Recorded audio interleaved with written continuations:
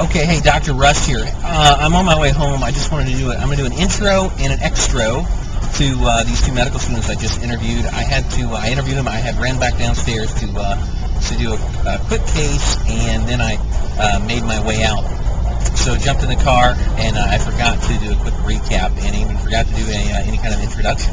So I ran up to medical education. I found a couple medical students, asked them what they thought about their whole process of getting into medical school, what they thought of what they're doing now, how they determined that they want to be doctors, standard stuff. And I think we got a very nice interview from each of them. Great information, something you can use, something you can look at and determine what you want to do, how you want to proceed, if medical school is right for you. I think that was that's a big, interesting question you need to ask yourself after you listen to everybody that talks about medical school, because you don't want to spend all this effort, all this time, and then determine that this is not for you. That's kind of a bummer if that were to happen. So let's get to these videos. This is the same intro for both videos, so you're welcome to skip ahead if you all of a sudden see me talking again, same way for the next one. Oh, hey, Dr. Rust here. We just found somebody else here. Let's take a look here. Actually, I apologize. I got to scoot a little closer here because this light is off. Hey, can you back your chair up a little bit? And I'll back my chair up a little bit. Let's get this. What are you doing here? Oh. There, see, you're in the light a little bit better there. So I'm going to prop myself up. So, hey, this is Dr. Rust. We got another person to help us out here and talk about medical school. So tell me, why did you want to be a doctor?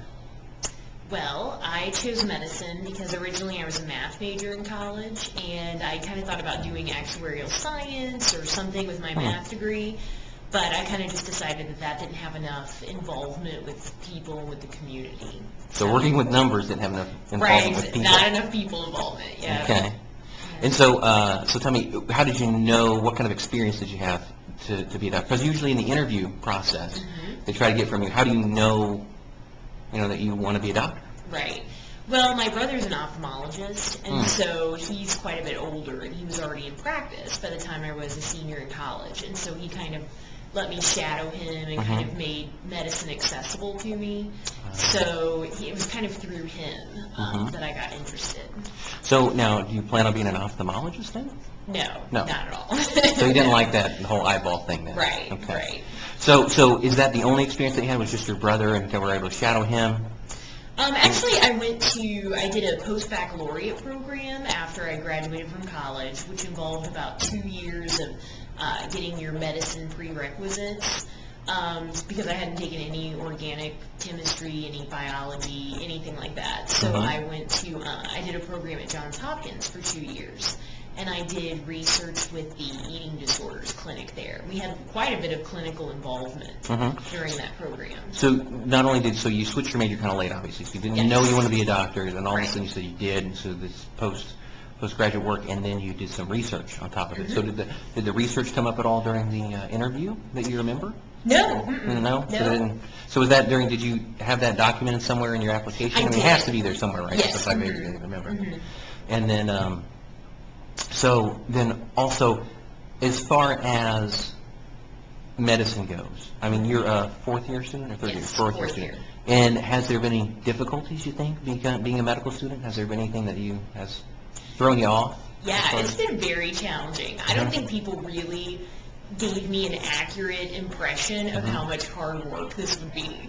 Because I was used to doing, I did math in college, and, college is a little more, you can explore your various interests, things like that, but here it's so concentrated, and it's just an enormous amount of work and dedication. The first 2 years with more textbook learning, and then even into your third and fourth year. I mean, you spend a lot of time in the hospital, a lot.